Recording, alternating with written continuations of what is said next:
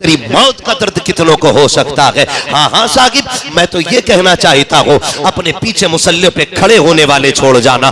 कामयाब वो बंदा नहीं होता है जिसने अपने पीछे प्लाट छोड़े हैं। कामयाब वो नहीं होता है जिसने अपने पीछे लाखों का बैंक बैलेंस छोड़ा है। सबसे कामयाब बंदा वो होता है जो अपने पीछे हाथ उठा करके दुआएं करने वाला छोड़ जाता है। हाँ हाँ, याद रखना प्यारे, हमने बड़े बड़ों के जनाजे देखे हैं, बड़े बड़े सफेद कफन वाले भी देखे हैं, सफेद पोश भी देखे हैं, बड़ी भीड़ें भी देखी है, बड़े मजमे भी देखे हैं, बड़ी तादाद में कब्रिस्तान के अंदर लोगों की तादाद भी देखी है। लेकिन कब्रिस्तान में जाने के बाद लोगों को यह कहते सुना है, बता तेरा गन्ना कितने का हुआ है, मेरा धान ऐसा हुआ था, मेरी खेती में इतनी पैदा हुई है, तेरी खेती में इतनी पैदा हुई है। ये कोई नहीं था कब्रिस्तान में जो अकेले बैठ के यासीन पढ़ लेता। ऐसा नजर नहीं आता कब्रिस्तान में जो सूरे फाता पढ़ के तुझे बख्श देता। हाँ हाँ, ये सारे आए हैं, लेकिन यहाँ तुझे बख्शवाने के लिए नहीं, चेहरा दिखाने आए हैं। ओ यार, कान खोल के सुन, अपने बेटों को कुरान पढ़ाओ, अपनी औलाद को आलिम बनाओ, ताकि अगर तू जनाजे पे लेटा हो,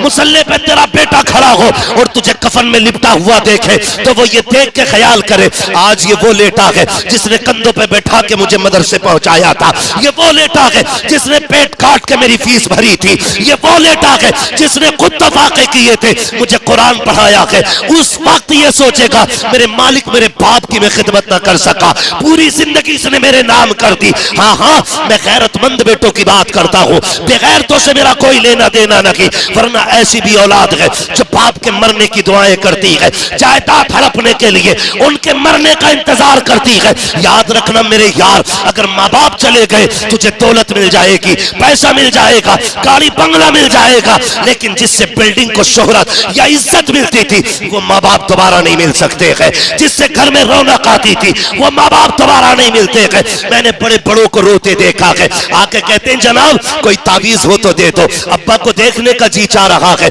40वां हो गया, अभी अब्बा को ख्वाब में नहीं देखा, मुझे बता तो सकी, तूने 40वां किया है, तूने 50वां किया है, तूने बरसी की है, आज तक बाप ख्वाब में नहीं आया। तो सुने मेरे भाई, आज तुम्हें बाप की याद आ रही है, जब जिंदा था तब तुम्हें बाप की याद क्यों नहीं आई, जब वो जिंदा था तब तुम्हें बाप याद क्यों नहीं आया।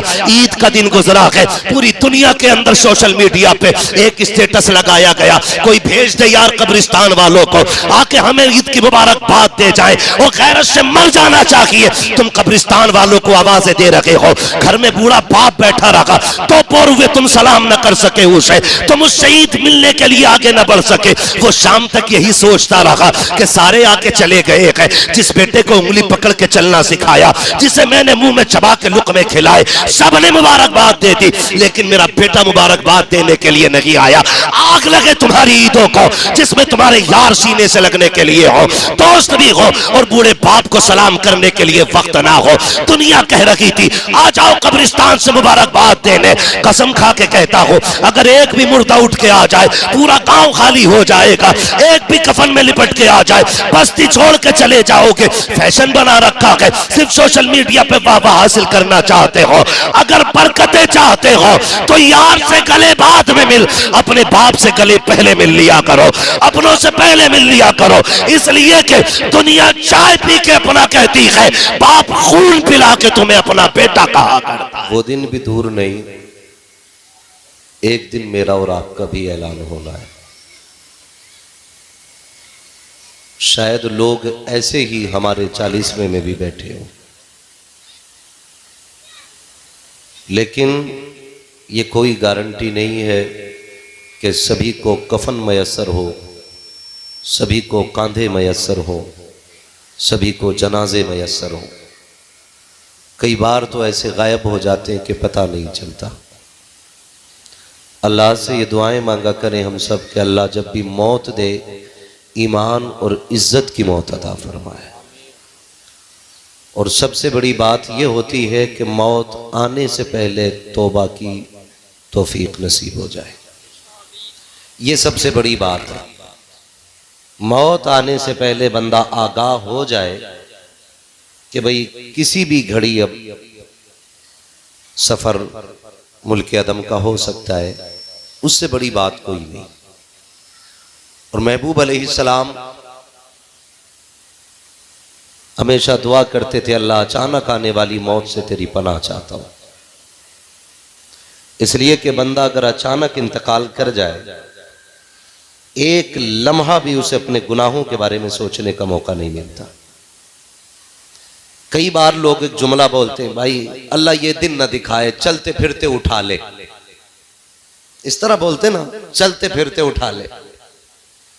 अल्लाह ये दिन न दिखाए, खाट पे ना पड़ना पड़े, किसी के हाथ का पानी न पीना पड़े, खुद चलते फिरते पी ले।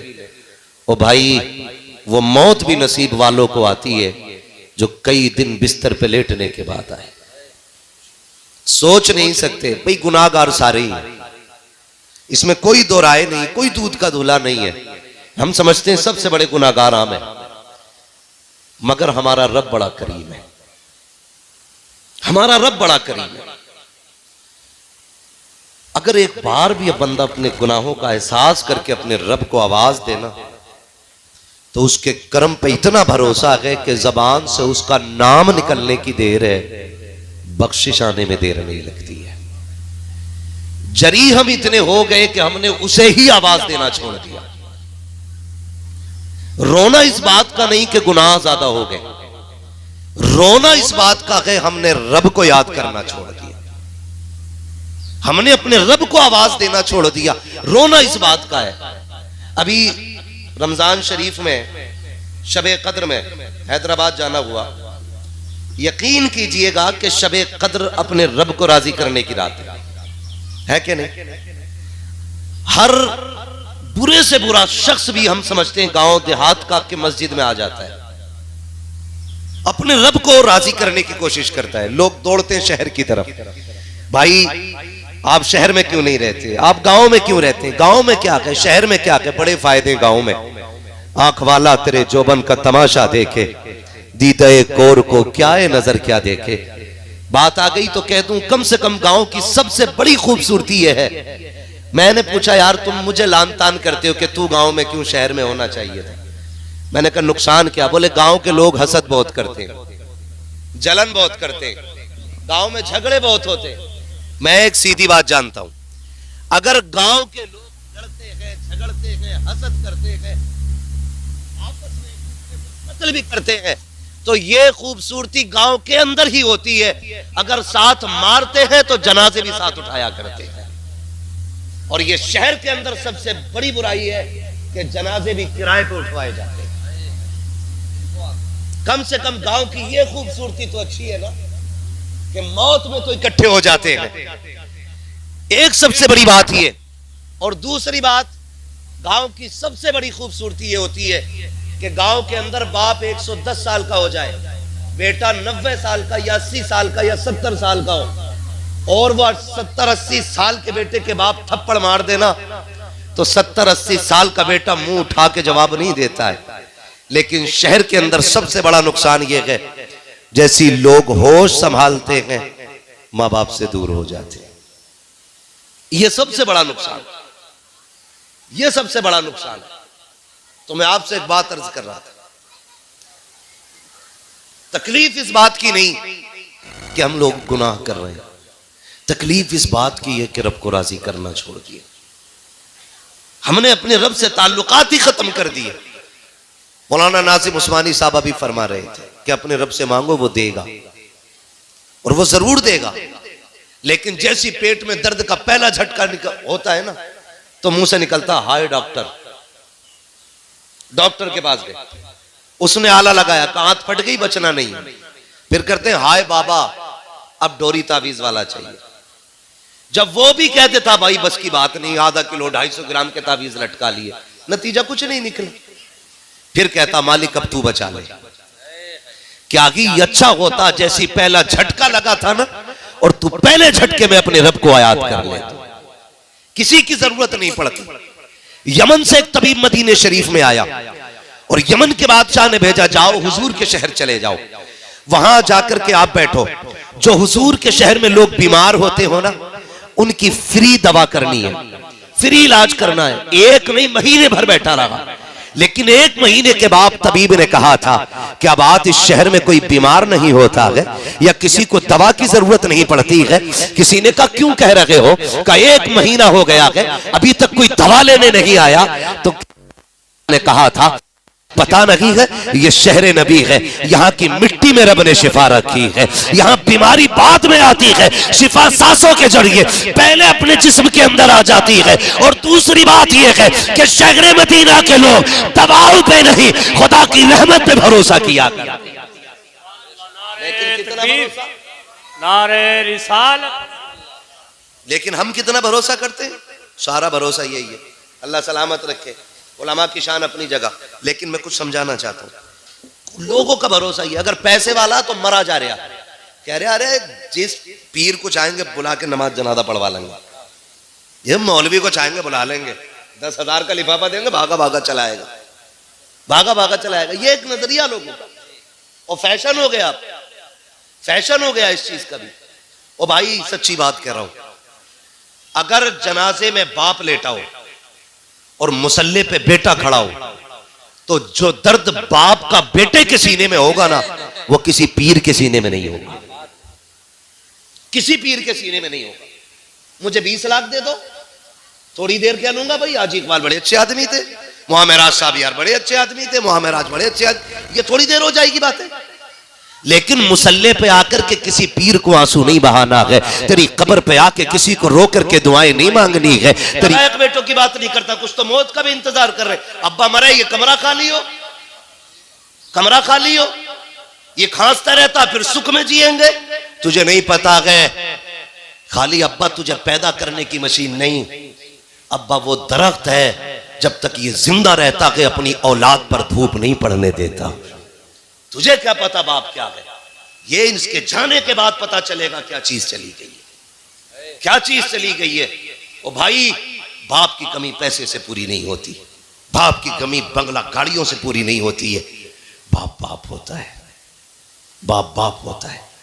हाँ वो बड़ी प्यारी बात लगती है, मैं अक्सर कहता हूं, वो पूछा था किसी ने कि जब माँ उठाती है तो फिर कमर तक क्यों उठाती है, और बाप उठाता है तो फिर कंधे पे उठाता है, इसमें क्या राज है? तो बड़ी प्यारी बात किसी ने कही, कि जब माँ उठाती है कमर तक इसलिए उठाती है, वो ये चाहती है जहां तक मैं देख रही हूं मेरा बेटा भी वहां तक देख ले, इसलिए वो कमर तक उठाती है। और बाप कंधे तक इसलिए उठाता है कि जहां तक मैं देख रहा हूं उससे आगे तक मेरा बेटा देख ले, मेरा बेटा देख ले, इसलिए उंगली पकड़ी थी बाप ने। इसी दिन के लिए बाप ने कंधों पे उठाया था कि तू बूढ़ा हो जाए तो तेरी खांसी से तेरे बाप की खांसी से तुझे तकलीफ होने लगे। ओ भाई इनकी खांसी को जहमत न समझा करो, इनकी खांसी को खुदा की रहमत समझा करो। इसलिए कि अगर ये चले गए ना तो सुर भी कानों में आएंगे, साज भी कानों में आएंगे, लेकिन बाप की खांसी दोबारा सुनाई नहीं देगी, बाप की खांसी सुनाई नहीं देगी। आज जिनका बाप नहीं है उनसे जाके पूछो बाप क्या होता है, जिनके पास बाप की दौलत नहीं है उससे पूछ बाप कौन होता है, जिसके पास मां नहीं है उससे पूछ मां क्या होती है। हाँ मैंने कमर झुक के चलने वाले लोगों को भी मां बाप के लिए रोते देखा है, जो पोती पोते वाला और देवती देवते वाले हो गए वो भी मां बाप के लिए रोते। कुछ तो होगा ना यार इस पर्दे में, कुछ तो सच्चाई होगी, कुछ तो दर्द होगा इस रिश्ते के अंदर। ये दर्द ही तो था जो याकूब ने यूसुफ के लिए रोते रोते आंखें खोती थी, ये दर्द ही तो था जो खुदा की कसम अल्लाह के खलील जब हजरत हाजरा को छोड़ के चले, बात याद आ गई। थके तो नहीं, मैं बोल दूं जरा 5 मिनट, जरा कह दें या रसूल अल्लाह, उससे पहले भी जरा कह दे या रसूल अल्लाह। मैं रिश्ते बताने लगा हूं, समझे जरा रिश्ते क्या चीज है। मुफ्ती साहब क़िबला हजरत इब्राहीम अलैहिस्सलाम अल्लाह के खलील, बेटा रब ने दिया, माइल हो गए बेटे की तरफ। अल्लाह ने फरमाया जब इब्राहीम जो तेरे और मेरे बीच आ जाए वो मुझे पसंद नहीं है, तू मेरा खलील है और तेरा बेटा तेरे मेरे बीच आ रहा है, छोड़ के आ इसे। किधर छोड़ के आना? ऐसी जमीन पे छोड़ के आ जहां हरियाली नहीं होती है, ऐसी जमीन पे छोड़ जहां हरियाली नहीं होती है। अल्लाह के खलील ने लिया बीवी बच्चे को, पहुंच गए कहां? जहां आज काबा आबाद है, जहां आज मक्का शरीफ है, जहां सफा मरवा है, जहां जमजम है, जहां मकाम इब्राहिम है। हाँ उस जगह पे लेके पहुंच गए और छोड़ के थोड़ा सा सत्तू थोड़ा सा पानी दिया, चलने लगे।